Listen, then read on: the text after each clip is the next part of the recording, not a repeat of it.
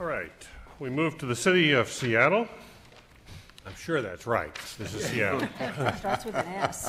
The natural drainage system with Denise Andrews and Steve Nicholas. Thank you. We're very honored to be here today. The city of Seattle built its first natural drainage system street in the year 2000. Monitoring over 3 years showed that we reduced stormwater runoff from this block by 98%. A new natural systems project currently under design is predicted to infiltrate 10 million gallons of stormwater back into the ground per year in one small Seattle neighborhood. For those of us in the business of stormwater management, these numbers rock our world. The reason is because it is not possible to achieve these results through using a conventional drainage system, the pipe and vault system that are the industry standard. There are negative environmental impacts from conventional drainage systems because they're designed to move all that runoff away from our houses and streets and to lakes, rivers, and oceans. Along the way, they pick up pollutants like pesticides and car oil as they wash across our streets and lawns. And like other big cities in America, Seattle spends $12 million per year on water quality programs to address non-point pollution and meet our federal requirements under the Clean Water Act, and still, our water is not clean enough. In Seattle and other Northwest cities, huge volumes of this stormwater runoff drains to our creeks and makes it nearly impossible for our 5 species of salmon to be able to spawn. And they've been doing that for 5,000 years. In 1998, our staff realized there would be no traditionally engineered solution to stormwater runoff dilemma. We knew it would take a radically new approach to stormwater system design, and it would probably mean redesigning this whole street right-of-way, because that's typically where we have ownership and where we manage our stormwater. Now, streets have pretty much been designed the same way for about 2 centuries in America, and fortunately, none of us went to school for street design. We knew that to get a new model of street infrastructure, we couldn't just think outside the box. We had to kick that box apart. The result was the Natural Drainage Systems Program. We combined the tools of traditional engineering with the materials and the functions of nature to achieve 3 key goals: very high levels of stormwater quality treatment, massive reductions in the total volume of stormwater via infiltration, and a lush streetscape of soils and plants that promote human mobility and accommodates car mobility, and we know often it's the other way around on streets. The best part is that we can build natural drainage system streets for substantially less money than it takes to build an equivalent traditional street. From 1/4 to 1/3 the cost, or up to $230,000 in savings per block over a traditional street. So what's not to like, right?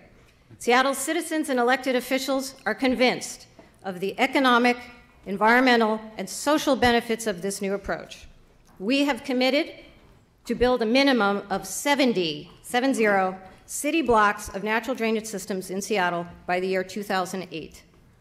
Seattle pushed past the barriers to innovation by taking risk, by carefully measuring results, and making policy decisions necessary for natural drainage systems to quickly become a basic service that we deliver to our ratepayers. And remember, this program doesn't just fit with a very urban environment, because our nation is converting forests and farmlands to development at a rate of 10,000 acres a day. So it's so much wiser to build sustainable infrastructure in the first place, so you don't have to go back and fix what you ruined. One of the things that Denise didn't mention is that she is getting inundated these days with calls and emails from all over the place, speaking invitations, requests for information, requests for tours.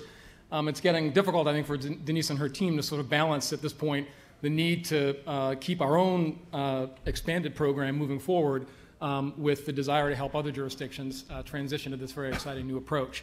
Well, why the buzz? Well, we think it's a buzz because these natural drainage systems really help cities across the country and even around the world meet a growing challenge that they have in common: sustainable urban development, meeting the economic and social needs of our growing urban populations, while at the same time protecting the natural resources and the natural systems that we know our kids and their kids are going to depend on to meet their own needs. For a lot of cities around the country, Seattle included, we're trying to concentrate our new growth in the existing urban areas to stop sprawl. We're also trying to protect our water bodies. For us, we've got salmon-bearing streams and we've got Puget Sound, but every city in the country just about has some important water body, a bay, a river, a lake, a stream, a wetland, a groundwater aquifer that they're trying to protect, that they need to protect under the Clean Water Act. So that's the trick. How do you do that? How do you meet the needs of a growing number of urban dwellers and protect the environmental quality that you need for long-term health? That's what these projects are all about. Thank you.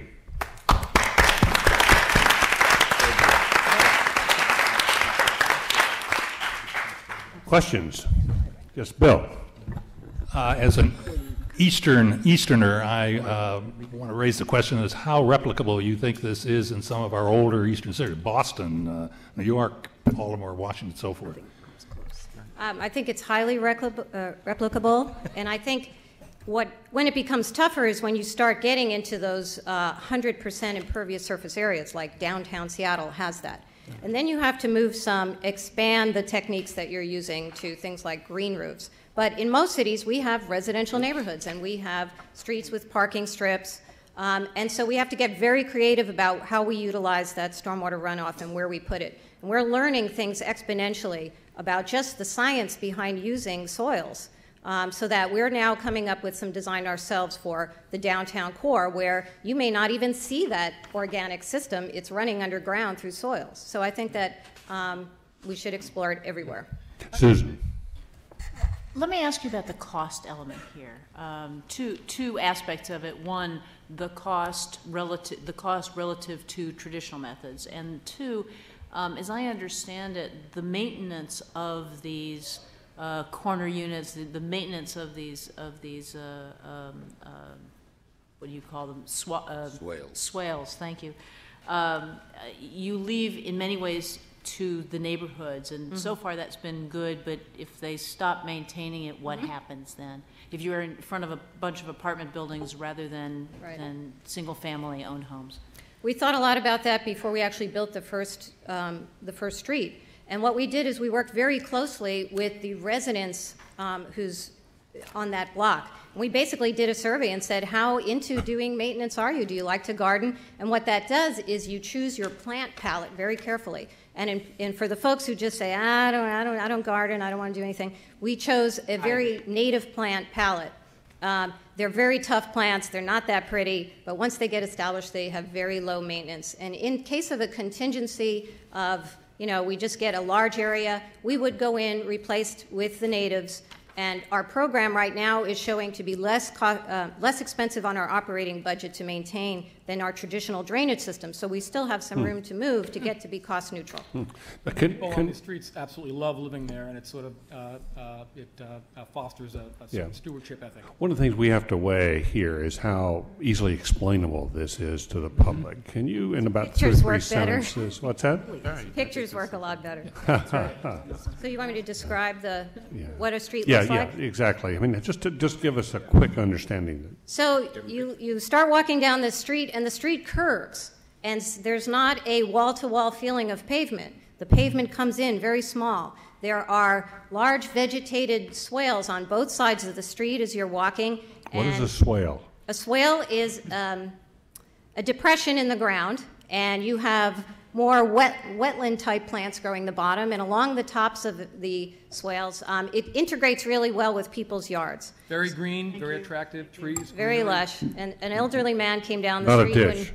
when my site inspector was there, and I didn't prompt him, and he said, "It's like walking through a park." So that's the visual image. The street has to be narrower? Can people park on the street? We try to reduce the impervious surface. We do right now cut down parking from what's existing, because what's existing right now is pretty much parking chaos. There is no definition to the street right now. But in the parking studies that we did, before we go in and do the project, they're not very well improved streets. These streets don't even have sidewalks in them right now. So when we did a parking study, it showed that we would be cutting down on the parking, but that we were still supplying 20% more parking than what the neighborhood was using. Okay. Other questions? Yes, please, Susan. I come from a state that David's only occasionally heard of called California, and parking is probably, you know, the parking gene is in a Californian because the car gene is in a Californian. So parking spaces are very important. So when you look at replication of this, two questions. One is taking away parking spaces in California would be politically very difficult to do. But secondly, can you replicate this in a semi-arid climate that only gets 3 inches of rain a year as opposed to Seattle where it rains almost every day? Yes. And in between. And first, the parking question. We have actually a design called the High Point Project that you read about, and that is actually designed to look a lot more like a traditional street because parking was an issue. And in that case, you have to have a wide enough street right-of-way where you can utilize some of the public space. So maybe you wind up having a smaller driving lane, because as we know, we're designing streets that are wider and wider and wider. Do we really need them to be that wide? So you utilize that space. You're completely reconfiguring the street. And your second question was the type. It's not so much the aridness. It's obviously it has something to do with the type of soils. Right. And you would have to adjust to the type of soils. Here in Seattle, we have terrible soils. But what makes this happen is we replace the duff layer of a forest. We looked at a forest and said we can't replace the forest. But what absorbs all that stormwater are the very heavy organic matter that's been falling from the trees over centuries and building up trees. Right. And so if you put that basically an organic sponge over poor soils, it holds it long enough to be able to infiltrate. So I don't doubt, based on our lousy soils, that we could do it just about anywhere. Short of rock. As you finish, I want to tell you, Susan, that the hardest place to change the